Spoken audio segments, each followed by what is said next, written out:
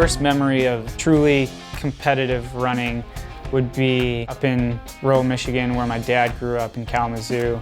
And he took me out to a country dirt road and he's like, how fast do you think you can run the mile? I was like, I think I could run 5 minutes at some time. And he's like, all right, well, if you can run a 5-minute mile, I'll make you a bet. If you do it, I'll buy you like a 5.0 Mustang. That kind of became a little bit of an incentive to me. And one of the last races of the season, it was at like our home track at my middle school, and I crossed the finish line and my coach was like, 5 flat! I told my dad and he was like, all right, gotta buy that car now.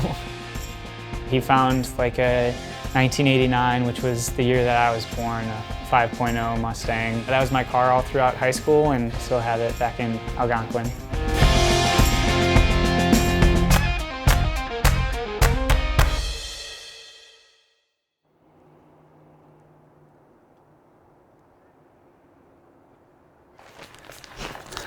Coffee. As long as German's okay with it. We're in Flagstaff, Arizona.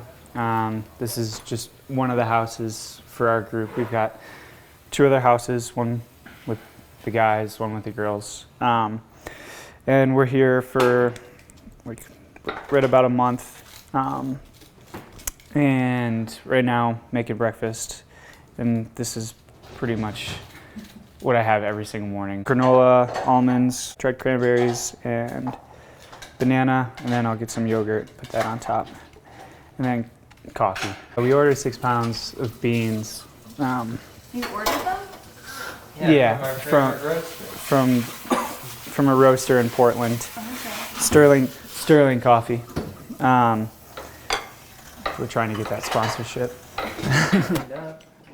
Like a bunch of addicts.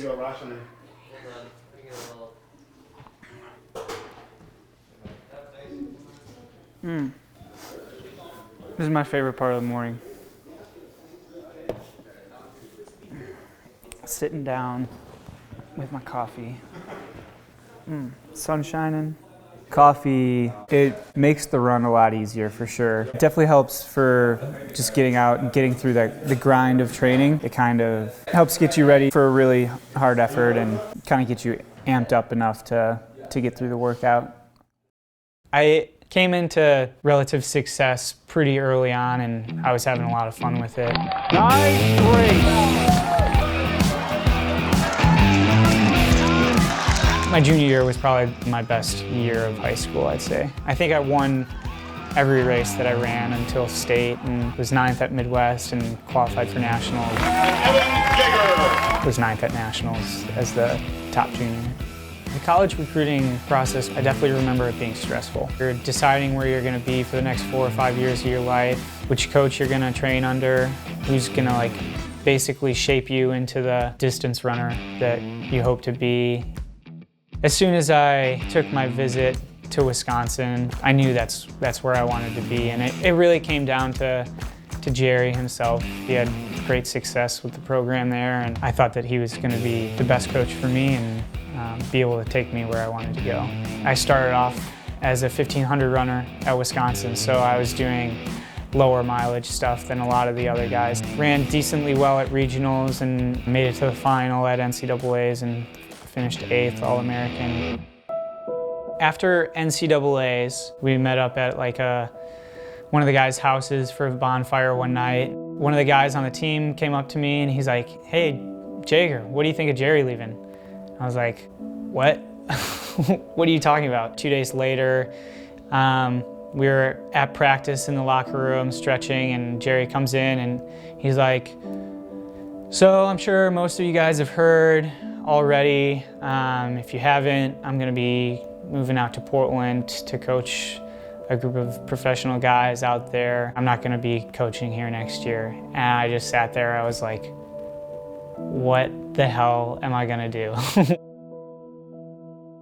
Jerry made it apparent to me that I might have an opportunity to move out to Portland with him and turn professional. He asked me, he's like, is that something you might want to do? And I just got a huge smile on my face and I was like, yeah. After my My freshman year at college with Jerry as my coach, I knew that I wanted him to be my professional coach. I knew that moving out to Portland and foregoing my eligibility was going to be the best decision for me. A little bit of an unusual jump to pros. I mean, usually the guys that you see do that are the guys that Are super win talented. NCAAs and come to a realization, well, I got nothing left to prove at this level, I'm going to make the jump. Yeah. You were 8th at NCAAs. Yeah. Kind of an unorthodox move. Yeah, totally. If I had been one of my peers, one of the other athletes in the NCAA, I totally would have judged me. I would have been like, who do you think you are? Like, you don't deserve a professional contract. Why are you trying to do this? I thought that I had the capabilities to run professional. Why not get a leg up on my peers? It's just going to better serve me, and I'm going to be more prepared by the time I'm 22 or 23 coming out of college and trying to make that jump to the professional scene. That totally made sense to me, and I thought it was the right move. Thankfully, it worked out in my favor that first year. When Evan came to Portland, you could tell he had some developing to do. He was in amongst a lot of veterans. Selinsky, Tegan Camp, Simon Byrup, and Nelson. At that point, he would have been a sophomore in college, and physically, the way he matured and the way he looked, you could tell he was a young kid. My area with those guys, revolved around the strength training program, and I could just see that he had a little ways to go. It just was underdeveloped. He's putting the hammer down a little bit here. Jager's back in 5th right now. That first year as a pro, I got thrown to the wolves so hard. You're training with guys that are a lot older than you and a lot better than you and stronger than you. So you just do all you can to keep up with those guys in practice. And when I wanted to drop out, I'd tell Jerry and he'd be like, shut up, like, keep going until I tell you to. Me, Derek, Jager, and Fernandez! It made me incredibly strong, both mentally and physically. Evan Jager, he's got some great speed, so we'll see what he does late in this race. It was a really big year for me, for my career. Totally opened my mind up to what I thought was possible, both in a workout sense and for finishing at USA's and making the world team and everything. Has it possibly found a pretty good thing here? Yeah, I think so. I think Jerry's proven his stuff. He's an awesome coach. I can't even, he's done an incredible job with us as a group. There's something in the water up in Portland. Yeah, I don't know what it is. I don't know. It's not running in snow for 5 months of the year. I think that's what it is. But yeah, Jerry is a fantastic coach. He proved he knows what he's doing with his athletes, and yeah, we still have got jumps to make, I think. So it's going to be a good rest of the season. Berlin was so cool. One of the coolest venues I've ever run at. Just massive stadium, super loud. They were into all of their German athletes. So anytime any one of them were on the track or in the field, they would just go nuts for them. So it was a really cool experience. The race itself was extremely hard. I don't know if I was spent going into it, but it was a long season for me, and my goal was just to make the final. I just fought as long as I could, but those guys, they just pulled away from me so easily. I think with 800 to go, and the last 800 was just a total sufferfest. Being at a World Championships for the first time, it was incredible. Usain Bolt set 3 world records there, and it was just unreal. Seeing all these athletes in person and being able to just watch such great athletes kind of do their thing, and opening my eyes up to that true next level was pretty cool. I think probably the main issue is still just my foot. It actually felt great today. The last 2 days, I think, has been good. But I think just staying on top of it would probably be smart. We're at Kinetic Integration, getting a massage today, downtown Portland. Just another part of the weekly routine, seeing the same massage therapist that I've been seeing for the last 5 or 6 years, I think. I came off of 2009. It was a long year, so I was very excited to get back home. It was the first time that I had been away from home for 9 months. It was like Christmas to September. My foot, like all spring, had just like been sore and achy and just felt like it needed like a good pop or just like a good adjustment. Prelim of USA's, like first few steps of the prelim, like I got out and I just felt it crack. It just got worse and worse and worse every step. So I just stepped off the track, walked over to Jerry. I was like, hey, my foot's broken. He was like, what? How do you know? I was like, I just know it's broken. Flew back to Portland and got an MRI and it was cracked. I had a stress fracture. We just kind of discussed whether or not to get surgery for the next month. If we want to make sure this is never going to come back, we should get surgery, and got surgery a month later. My doctor was like, first thing he said was like, surgery went great, everything went as planned, and that was like music to my ears at that point. 8 weeks on crutches, 8 weeks in a walking boot. I remember just hurting a lot, just being sore. 4+ months without training. It was a long time to go without training. Really stressful, hard, saddening time. Just watching your teammates go out and do what you want to do every single day is difficult. I just slowly eased into running on the ground. I looked like a deer on ice, fresh out of the womb for like the first 3 weeks, I'm sure. I knew I wasn't going to be running the 5K that year. I just wasn't going to be ready to handle that distance aerobically. Got slower and slower and slower throughout the rest of the year, and barely squeaked into the final at USA's, and I think I was second to last, which was just demoralizing. I was just running so poorly, and like I was giving it everything I had and just like had nothing to show for it. I was looking for something else to get excited about.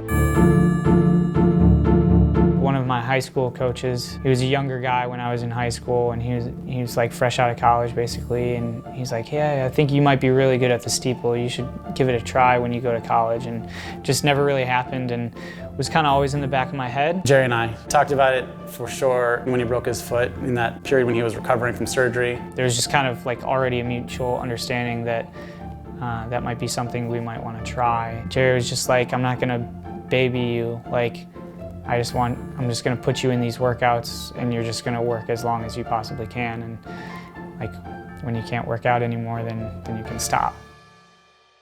Started hurdling outside in the grass, and everything just came to me really quick.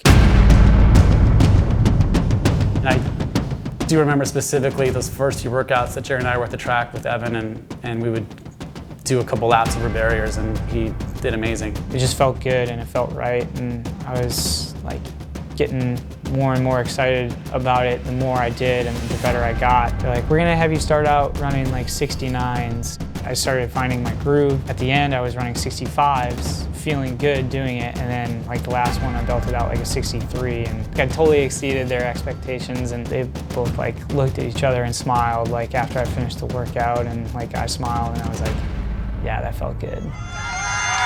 Evan Jager making his debut as they step to the line, Oregon Track Club. Watch out for him. You will see him with the hair. Dan Hewling. My first steeple was at Mount Sac. It was not like a crazy field.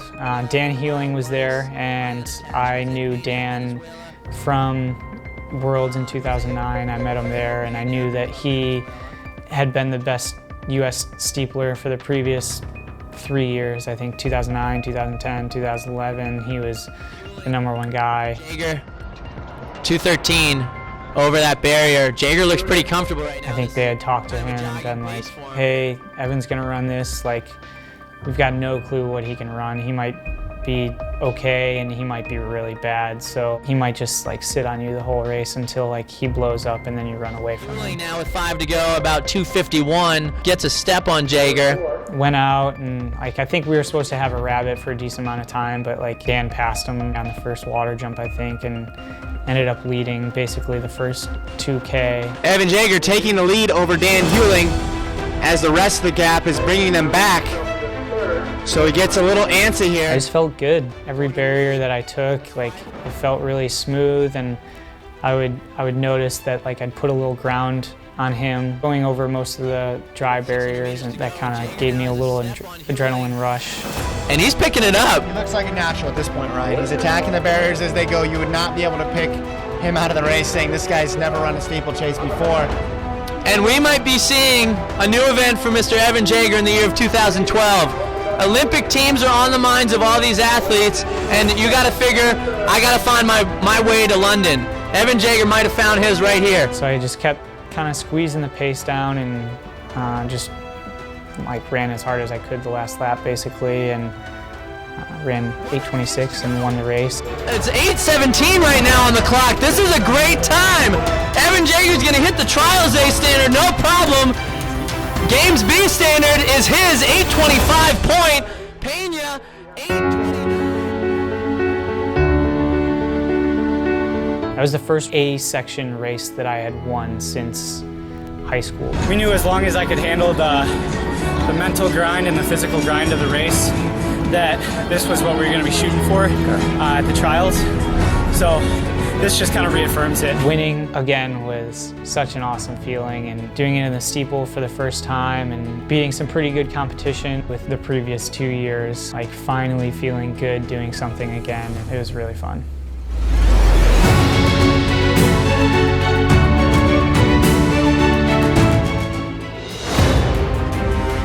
Going to Paris, I felt like I did something different or wrong. I'm in a position to possibly medal at the Olympics. I just have to be as prepared for anything as I possibly can be.